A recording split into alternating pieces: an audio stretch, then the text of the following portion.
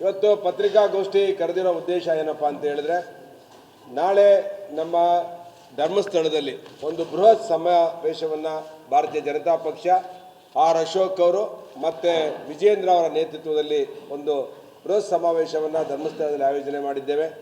ಅದರ ಉದ್ದೇಶ ಏನಪ್ಪ ಅಂತ ಹೇಳಿದ್ರೆ, ಹಿಂದೂ ಧರ್ಮವನ್ನು ರಕ್ಷಣೆ ಮಾಡಬೇಕು ಅನ್ನೋದು ಇದ್ರ ಉದ್ದೇಶ.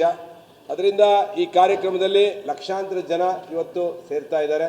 ನಾಳೆ ತುಮಕೂರು ಜಿಲ್ಲೆಯಿಂದನೂ ಕೂಡ ಸುಮಾರು ಒಂದು 100 ಬಸ್ಗಳನ್ನು ನಾವು ಆಯೋಜನೆ ಮಾಡಿದ್ದೇವೆ. ನನ್ನ ಕ್ಷೇತ್ರದಿಂದನೂ ಕೂಡ ಸುಮಾರು ಒಂದು 50 ಬಸ್ಗಳನ್ನು ನಾವು ಆರ್ಗನೈಸ್ ಮಾಡಿದ್ದೇವೆ. ಮತ್ತು ಇವತ್ತು ಒಂದು ಹಿಂದೂ ಧರ್ಮದ ಪಾವಿತ್ರ್ಯತೆಯನ್ನು ಉಳಿಸುವಂಥದ್ದು, ಇನ್ನೊಂದು ಧರ್ಮಸ್ಥಳದ ಪಾವಿತ್ರ್ಯತೆಯನ್ನು ಉಳಿಸುವಂಥದ್ದು, 2 ಕೆಲಸಗಳಾಗಬೇಕಾಗಿದೆ. ಇವತ್ತು ಧರ್ಮಸ್ಥಳದಲ್ಲಿ ಕೆಲವು ದಿನಗಳಿಂದ ನಡೀತಿರುವ ವಿದ್ಯಮಾನಗಳನ್ನೆಲ್ಲ ನಾವು ನೋಡಿದ್ದೇವೆ. ಅದರಲ್ಲಿ ಇದು ರಾಜಕೀಯ ಷಡ್ಯಂತ್ರ ಅಂತೇಳಿ ಮೇಲ್ನೋಟಕ್ಕೆ ಕಾಣಿಸ್ತಾ ಇದೆ. ಯಾರೋ ಒಬ್ಬ ಬುರುಡೆ ಹಿಡ್ಕೊಂಬರ್ತಾನೆ, ನಾನು 100 ಶವಗಳನ್ನು ಹೂಳಿದ್ದೀನಿ ಅಂತ ಹೇಳ್ತಾನೆ, ಅವೆಲ್ಲವೂ ಅತ್ಯಾಚಾರಕ್ಕೆ ಒಳಗಾಗಿದ್ದು ಅಂತ ಹೇಳ್ತಾನೆ. ಅದಾದಮೇಲೆ ಇವತ್ತು ಇದು ನಡೆದ ಘಟನೆ 20 ವರ್ಷದ ಹಿಂದೆ ಆಗಿರುವಂಥ ಒಂದು ಘಟನೆ. ಅದಾದಮೇಲೆ ಈ ತನಿಖೆ SIT ರಚನೆ ಆಗಬೇಕು ಅಂತೇಳಿ ಕೆಲವರು ಆಗ್ರಹ ಮಾಡ್ತಾರೆ. ಅದರಲ್ಲಿ ಸಿದ್ದರಾಮಯ್ಯನವ್ರಿಗೆ, ಸಿದ್ದರಾಮಯ್ಯನವರು ಎಲ್ಲರ ಮುಂದೆನೂ ಹೇಳ್ತಾರೆ, ಇದು SITಗೆ ಯಾರೋ ಹೇಳಿದ್ರೆ ನಾನು ಮಾಡೋಕ್ಕಾಗುತ್ತಾ SIT ಅಂತ ಹೇಳ್ತಾರೆ. ನೆಕ್ಸ್ಟ್ ಡೇ ಬಂದು ಅದನ್ನು SITಗೆ ಆದೇಶ ಮಾಡ್ತಾರೆ. ಇದರಲ್ಲಿ ನಮಗೆ ಮೇಲ್ನೋಟಕ್ಕೆ ಅನಿಸೋದು ಅಂದರೆ, ಯಾರೋ ದೆಹಲಿಯಲ್ಲಿ ಇದನ್ನು ಸೂಚನೆ ಕೊಟ್ಟವ್ರೆ ಅಂತ ಅನಿಸುತ್ತೆ. ಈಗ ಬುರುಡೆ ಏನು ಆ ಮನುಷ್ಯ ಬುರುಡೆ ಹಿಡ್ಕೊಂಬಂದಿದ್ನಲ್ಲ, ಆ ಬುರುಡೆ ಎಲ್ಲೆಲ್ಲಿ ಹೋಗಿದೆ ಅಂತ ಇವಾಗ ಗೊತ್ತಾಗ್ತಾ ಇದೆ. ಬೆಂಗಳೂರಿಂದ ಅದು ಡೆಲ್ಲಿವರೆಗೆ ಆ ಬುರುಡೆ ಪ್ರಯಾಣ ಮಾಡಿದೆ ಅಂತೇಳಿ. ಇದರಿಂದ ನಮಗನ್ಸುತ್ತೆ, ದೆಹಲಿಯಲ್ಲಿರುವಂಥ ದೊಡ್ಡ ನಾಯಕರು, ಕಾಂಗ್ರೆಸ್ ಪಕ್ಷಕ್ಕೆ ಸೇರಿರುವಂಥ ದೊಡ್ಡ ನಾಯಕರು ಇದರಲ್ಲಿ ಇದ್ದಾರೆ ಅಂತ ಮೇಲ್ನೋಟಕ್ಕೆ ಅನುಮಾನ ಬರ್ತಾ ಇದೆ. ಅದಕ್ಕೆ ಸಿದ್ದರಾಮಯ್ಯನವರು ಸ್ಪಷ್ಟೀಕರಣ ಕೊಡಬೇಕು. ಯಾಕೆಂದರೆ SIT ತನಿಖೆನ ನಾವೆಲ್ಲರೂ ಸ್ವಾಗತ ಮಾಡಿದ್ದೇವೆ, ಇನ್ಕ್ಲೂಡಿಂಗ್ ಧರ್ಮಸ್ಥಳದವರು ಕೂಡ ಇದನ್ನು ಸ್ವಾಗತ ಮಾಡಿದ್ದಾರೆ. ಆದರೆ ಈ ತನಿಖೆ ಆಗಬೇಕು ಅಂತ ಹೇಳಿ ಎಲ್ಲರೂ ಕೂಡ ಇದರಲ್ಲಿ ಎಲ್ಲರ ಪೊಲಿಟಿಕಲ್ ಪಾರ್ಟಿಯಲ್ಲೂ ಕೂಡ ಇತ್ತು. ಇದರಲ್ಲಿ ಚಿನ್ನಯ್ಯನಿಗೆ ಬುರುಡೆ ಎಲ್ಲಿಂದ ಬಂತು ಅಂತೇಳಿ ಪೊಲೀಸ್ ಅಧಿಕಾರಿಗಳು ಮೊದಲೇ ತನಿಖೆ ಮಾಡಬೇಕಾಯಿತು. ಆವಾಗ ಅವನ ಮುಖವಾಡ ಕಳಿಸ್ಬಿಡ್ತಾ ಇತ್ತು. ಬುರುಡೆ ಅವನ ಮುಖವಾಡ ಹಾಕೊಂಬಂದು ಬುರುಡೆ ತಂದಾಗಲೇ ಅವನ್ನ ತನಿಖೆಗೆ ಒಳಪಡಿಸ್ಬೇಕಾಯಿತು. ತನಿಖೆಗೆ ಒಳಪಡಿಸ್ತಿಲ್ಲ. ಅದಾದಮೇಲೆ ನಾನು ಒಂದು ವಿಷಯ ಹೇಳೋದೇನಪ್ಪ ಅಂತ ಹೇಳಿದ್ರೆ, ಗುಂಡಿಯನ್ನು ತೋರಿಸ್ದ ಯಾರೋ ಚಿನ್ನಯ್ಯ ಹೋಗ್ಬಿಟ್ಟು ಸುಮಾರು ಒಂದು 17 ಗುಂಡಿಗಳನ್ನು ಗುರುತು ಮಾಡ್ದ. 17 ಗುಂಡಿಗಳಲ್ಲಿ ಪೊಲೀಸ್ನವರು 15 ಗುಂಡಿಗಳನ್ನ ಶೋಧ ಮಾಡಿದ್ರು. ಯಾವುದೋ ಒಂದು ಗುಂಡಿಲೇನೋ ಮೂಳೆ ಸಿಕ್ತು, ಅದು ಕೂಡ ಗಂಡಸರು ಮೂಳೆ ಅಂತೇಳಿ ತನಿಖೆಯಲ್ಲಿ ಗೊತ್ತಾಗಿದೆ. ಎರಡನೇದು ಇಂಪಾರ್ಟೆಂಟ್ ಏನಪ್ಪ ಅಂತ ಹೇಳಿದ್ರೆ, ಒಬ್ಬ ವ್ಯಕ್ತಿ ಮಾಸ್ಕ್ ಹಾಕೊಂಬಂದು ತೋರಿಸಿರುವಂಥ ವ್ಯಕ್ತಿ, ಈಗ ನಾನು ಒಂದು ಮಾಸ್ಕ್ ಹಾಕೊಂಡು ಹೋಗ್ತೀನಿ, ನಾನು ಸುಮಾರು ಚರ್ಚ್ಗಳಲ್ಲಿ ಮಸೀದಿಗಳಲ್ಲಿ ಈ ಥರ ಸುಮಾರು ಎಣೆಗಳನ್ನು ಊತಿದ್ದೀನಿ ಅಂತ ಹೇಳಿದ್ರೆ ತನಿಖೆ ನಡೀತಾ ಇತ್ತಾ? ಸಿದ್ದರಾಮಯ್ಯನವರಿಗೆ ದಮ್ಮಿತ್ತ?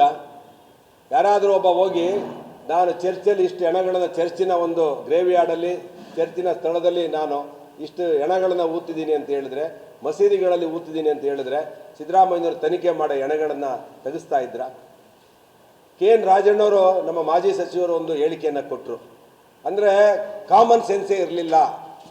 ಸರ್ಕಾರ ಒಂದು ತನಿಖೆ ಮಾಡಬೇಕಾದ್ರೆ ಕಾಮನ್ ಸೆನ್ಸ್ ಇರಬೇಕು, ಸೆನ್ಸೇ ಇರಲಿಲ್ಲ ಅಂತ ಹೇಳಿದ್ರು. ಅಂದರೆ ಯಾವುದೇ ಒಬ್ಬ ವ್ಯಕ್ತಿಯ ಊತಿರೋಂಥವನ್ನ ಹೆಣ ತೆಗಿಬೇಕಾದ್ರೆ ಮೊದಲು ತಹಸೀಲ್ದಾರ್ ಕೋರ್ಟ್ನಲ್ಲಿ ಡಿಸೈಡ್ ಆಗುತ್ತೆ, AC ಹೋಗ್ತಾರೆ, ತಹಸೀಲ್ದಾರ್ ಹೋಗ್ತಾರೆ, ಅದಕ್ಕೆ ಕೋರ್ಟ್ ಆದೇಶ ಆಗುತ್ತೆ. ಕೋರ್ಟ್ ಆದೇಶ ಆದಾಗ ಹೋಗಿ ತನಿಖಾ ಸಂಸ್ಥೆಗಳು ಹೋಗಿ ಹೆಣ ತೆಗಿತಾರೆ. ಯಾವನೋ ಒಬ್ಬ ಬುರುಡೆ ಇಟ್ಕೊಂಡು ಹೋಗಿ ಆ ಬುರುಡೆ ಎಲ್ಲಿಂದ ಬಂತು ಅಂತ ತನಿಖೆ ಮಾಡ್ದಲೆ ಆ ಬುರುಡೆ ಹೇಳಿರೋದನ್ನ ಹೇಳಿ ಅವನಿಗೆ ಪೊಲೀಸ್ ರಕ್ಷಣೆ ಕೊಟ್ಟು, ಅವನಿಗೆ ಎಲ್ಲ ತಿಂಡಿ ಉಪಚಾರ ಬಿರಿಯಾನಿಗಳನ್ನು ಕೊಟ್ಟು, ಪೊಲೀಸ್ನ ಎಸ್ಕಾಟ್ನಲ್ಲಿ ಕರ್ಕೊಂಡೋಗಿ ಈ ರೀತಿಯ ಹಿಂದೂ ಧಾರ್ಮಿಕ ಕೇಂದ್ರಗಳ ಮೇಲೆ ದಾಳಿ ಮಾಡುವಂಥ ಕೆಲಸವನ್ನು ಇವತ್ತು ಕಾಂಗ್ರೆಸ್ ಪಕ್ಷ ಮಾಡಿದೆ. ಇದು ಧರ್ಮಸ್ಥಳದ ಪಾವಿತ್ರ್ಯತೆಯನ್ನು ಹಾಳು ಮಾಡೋದಕ್ಕಲ್ಲ, ಇದು ಹಿಂದೂ ಧರ್ಮದ ಮೇಲೆ ದಾಳಿ ಮಾಡುವಂಥ ಕೆಲಸಗಳನ್ನು ಕಾಂಗ್ರೆಸ್ ಪಕ್ಷ ಮತ್ತು ಸಿದ್ದರಾಮಯ್ಯನವರು ಮಾಡಿದ್ದಾರೆ. ಅಲ್ಲದೆ ಇದು ನಮ್ಮಲ್ಲಿ ನಾನಿವತ್ತು ಸಿದ್ದರಾಮಯ್ಯನವರಿಗೆ ಹೇಳೋದಿಷ್ಟೇ, ಇದೇ ಏನಾದರೂ ಯಾರೋ ಒಬ್ಬ ಸಮೀರ ಅನ್ನೋನು ಕಪ್ಪು ಗ್ಲಾಸ್ ಹಾಕ್ಕೊಂಡು ಒಬ್ಬ ಹೀರೋ ಥರ ಬರ್ತಾನೆ, ಯೂಟ್ಯೂಬರ್, ಏನಾದರೂ ಏನಾದ್ರು ಒಂದು ಚಿಕ್ಕ ಘಟನೆ ಆಯಿತು ಅಂದರೆ ಕರ್ನಾಟಕದಲ್ಲಿ ಯಾವ್ದಾದ್ರು ಧರ್ಮದ ಬಗ್ಗೆ, ಮುಸಲ್ಮಾನರ ಧರ್ಮದ ಬಗ್ಗೆ ಏನಾದರೂ ಒಬ್ಬ ಮಾತಾಡಿದ್ರೆ ಪೊಲೀಸ್ ಸ್ಟೇಷನ್ಗೆ ನುಗ್ತಾರೆ, ಪೊಲೀಸ್ ಸ್ಟೇಷನ್ನ ಧ್ವಂಸ ಮಾಡ್ತಾರೆ, ಸಾರ್ವಜನಿಕರ ಆಸ್ತಿಗಳನ್ನು ನಾಶ ಮಾಡ್ತಾರೆ. ಆದರೆ ಈ ಯೂಟ್ಯೂಬರು ಧರ್ಮಸ್ಥಳದ ಬಗ್ಗೆ ಮಾತಾಡಿದಂಥ ಸಂದರ್ಭದಲ್ಲಿ ಆ ಮುಸಲ್ಮಾನರು ನಾಯಕರುಗಳು ಇಲ್ಲಿ ಸಮನ್ವಯತೆ ಇರಬೇಕು, ಸಮಾನತೆ ಇರಬೇಕು, ಎಲ್ಲ ಧರ್ಮಗಳನ್ನ ಪ್ರೀತಿ ಮಾಡಬೇಕು ಅಂತ ಸೋಕಾಲ್ಡ್ ಮುಸಲ್ಮಾನರು ಮುಖಂಡರುಗಳು ಯಾಕೆ ಆ ಸಮೀರನಿಗೆ ಬುದ್ಧಿ ಹೇಳಲಿಲ್ಲ?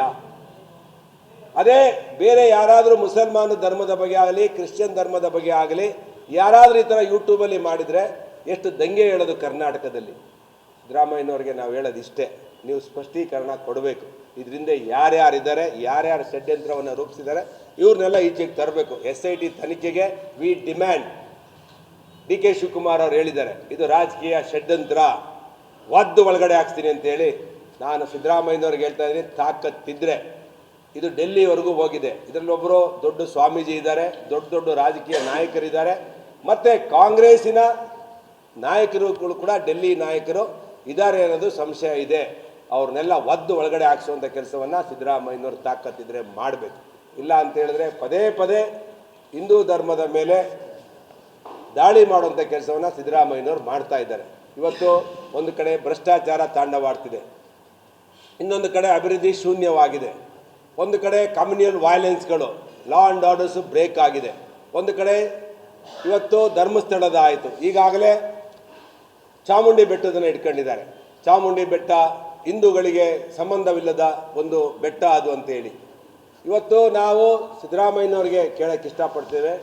ಸಮೀರಾ ಬಾನು ಅಂತ ಏನಿವತ್ತು ದಸರಾ ಉದ್ಘಾಟನೆ ಮಾಡೋಕ್ಕೆ ನೀವು ಕರೆಸಿದ್ದೀರಾ, ಬಾನು ಮುಸ್ತಾಕ್ ಅವ್ರನ್ನ ಕರೆಸಿದ್ದೀರಾ, ಇದ್ರ ಹಿಂದೆ ಏನು ರಾಜಕೀಯ ಷಡ್ಯಂತ್ರ ಇದೆ ಅಂತ ಹೇಳಿದ್ರೆ, ಇವತ್ತು ಧರ್ಮಸ್ಥಳದ ಒಂದು ವಿಷಯ ಅಪವಿತ್ರವನ್ನು ಮಾಡ್ತಿರೋವಂಥ ಸಿದ್ದರಾಮಯ್ಯನವರು ಬೇರೆ ಕಡೆ ಜನಗಳನ್ನು ಡೈವರ್ಷನ್ ಮಾಡೋದಕ್ಕೆ, ಅಭಿವೃದ್ಧಿ ಆಗ್ತಾ ಇಲ್ಲ, ಜನಗಳು ದಿನ ಬೆಳಗ್ಗೆ ಆದರೆ ಸಿದ್ದರಾಮಯ್ಯ ಸರ್ಕಾರಕ್ಕೆ ಆದಿ ಬೀದಿಯಲ್ಲಿ ಬೈತಾ ಇದ್ದಾರೆ. ಅದನ್ನು ಡೈವರ್ಟ್ ಮಾಡೋದಕ್ಕೆ ಈ ರೀತಿಯ ಹೇಳಿಕೆಗಳನ್ನು, ಈ ರೀತಿಯ ಬಾನು ಮುಸ್ತಾಕ್ ಅಂತವ್ರನ್ನ ಚಾಮುಂಡಿ ಬೆಟ್ಟಕ್ಕೆ ಕರ್ಕೊಂಡೋಗಿ ಪೂಜೆ ಮಾಡಿಸಿ ಅಲ್ಲೇ ಉದ್ಘಾಟನೆ ಮಾಡಿಸುವಂಥ ಕೆಲಸವನ್ನು ಸನ್ಮಾನ್ಯ ಮುಖ್ಯಮಂತ್ರಿಗಳು ಮಾಡ್ತಿದ್ದಾರೆ. ನಾವಿವತ್ತು ಡಿಮ್ಯಾಂಡ್ ಮಾಡ್ತಿದ್ದೇವೆ. ಬಾನು ಮುಸ್ತಾಕು ಕನ್ನಡದಲ್ಲಿ ಬರೆದಿದ್ದು, ಇಂಗ್ಲೀಷ್ನಲ್ಲಿ ಅನುಮೋದನೆ ಮಾಡೋದಕ್ಕೆ ಪ್ರಶಸ್ತಿ ಬಂದಿರೋದು, ಇಬ್ಬರಿಗೂ ಸೇರದು ಬಂದಿರೋಂಥದ್ದು. ಅವರಿಬ್ಬರನ್ನೂ ಕೂಡ ಸನ್ಮಾನ ಮಾಡಿದ್ದಾರೆ ಸಿದ್ದರಾಮಯ್ಯನವರು. ದೀಪಾ ಬಸ್ತಿ ಅವ್ರನ್ನು ಸೇರಿ ಸನ್ಮಾನ ಮಾಡಿದ್ದೀರ. ಯಾಕೆ ದೀಪಾ ಬಸ್ತಿ ಜ್ಞಾಪಕ ಬರಲಿಲ್ಲ ನಿಮಗೆ? ಯಾರು ಇಂಗ್ಲೀಷ್ಗೆ ಅನುವಾದನ ಮಾಡಿದ್ದು? ಅನುವಾದ ಮಾಡಿದ್ದು ದೀಪಾ ಬಸ್ತಿ ತಾನೆ, ಇವರ ಒಂದು ಪುಸ್ತಕವನ್ನು. ನಾನು ಇವತ್ತು ಸಿದ್ದರಾಮಯ್ಯನವ್ರಿಗೆ ಹೇಳ್ತಿದ್ದೇನೆ,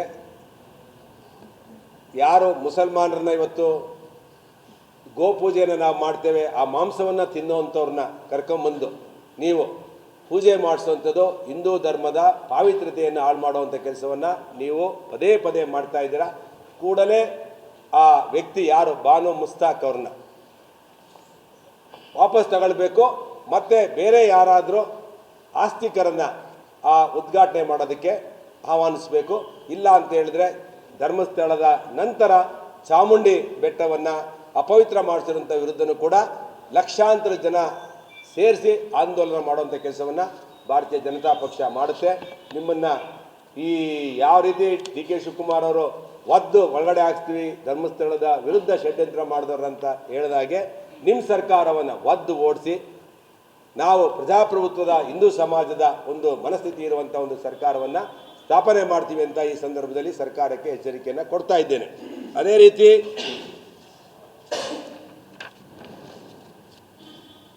ಇದು ಇನ್ನೊಂದು ಬಹಳ ಮುಖ್ಯವಾದ್ದು. ಇದು ನಿರಂತರವಾಗಿ ಧರ್ಮಸ್ಥಳದ ಮೇಲೆ ಸುಮಾರು 12 ವರ್ಷಗಳಿಂದ ಆರೋಪವನ್ನು ಮಾಡ್ತಿದ್ದಾರೆ. ಇದು ವೀರೇಂದ್ರ ಹೆಗ್ಗಡೆಯವರು 20ನೇ ವಯಸ್ಸಿಗೆ ಧರ್ಮಾಧಿಕಾರಿಯಾಗಿ ಅಧಿಕಾರ ಸ್ವೀಕಾರ ಮಾಡಿದರು. ಸುಮಾರು 50 ವರ್ಷಗಳಿಂದ ಸತತವಾಗಿ ಅವರು ಧರ್ಮದ ಒಂದು ವ್ಯವಸ್ಥೆಯಲ್ಲಿ ಗ್ರಾಮೀಣ ಅಭಿವೃದ್ಧಿ ಇರ್ಬೋದು, ಸಾರ್ವಜನಿಕರ ಕುಡಿಯೋ ನೀರು ಇರ್ಬೋದು, ಫಿಲ್ಟ್ರ್ ಶುದ್ಧೀಕರಣ ನೀರಿನ ಘಟಕ ಇರ್ಬೋದು, ಗ್ರಾಮೀಣ ಮಹಿಳೆಯರಿಗೆ ಉದ್ಯೋಗ ಅವಕಾಶ ಕೊಡಿಸುವಂಥದ್ದು ಇರ್ಬೋದು, ಇವೆಲ್ಲದಕ್ಕೆ ಪದ್ಮವಿಭೂಷಣ ಪ್ರಶಸ್ತಿಯನ್ನು ಕೂಡ ಇವತ್ತು ಸರ್ಕಾರ ಕೊಟ್ಟಿದೆ. ಅವರ ಜನಪರ ಸೇವೆಗೆ ಅವರಿಗೆ ರಾಜ್ಯಸಭಾ ಸದಸ್ಯರನ್ನಾಗಿ ಕೂಡ ಮಾಡಿದೆ. ಇದು ಯಾವಾಗ ರಾಜ್ಯಸಭಾ ಸದಸ್ಯರನ್ನ ಮಾಡಿದ್ರು ಆವಾಗ ಈ ಕಾಂಗ್ರೆಸ್ನವ್ರ ಮೇಲೆ ವೀರೇಂದ್ರ ಹೆಗ್ಗಡೆಯವರ ಮೇಲೆ ಒಂದು ಸಿಟ್ಟು ಆಕ್ರೋಶ ಬಂದು ಈ ಒಂದು ನೀಚ ಕೃತ್ಯಕ್ಕೆ ಅವರು ಭಾಗಿಯಾಗಿ ಆ ಧರ್ಮಸ್ಥಳಕ್ಕೆ ಮತ್ತು ವೀರೇಂದ್ರ ಹೆಗ್ಗಡೆಗೆ ಕಪ್ಪು ಚುಕ್ಕೆ ತರಬೇಕು ಅನ್ನೋದು ಒಂದು ಭಾಗವಾಗಿ ಇವತ್ತು ಕೆಲಸ ಮಾಡ್ತೀವಿ. ಎಲ್ಲರೂ ಕೂಡ ಕಮ್ಯುನಿಸ್ಟರು ಇರ್ಬೋದು, ನಗರ ನ್ಯಾಕ್ಸಲಿಸ್ಟರು ಇರ್ಬೋದು, ಎಲ್ಲರೂ ಸೇರಿ ಈ ಕೆಲಸವನ್ನು ಮಾಡ್ತಾವ್ರೆ.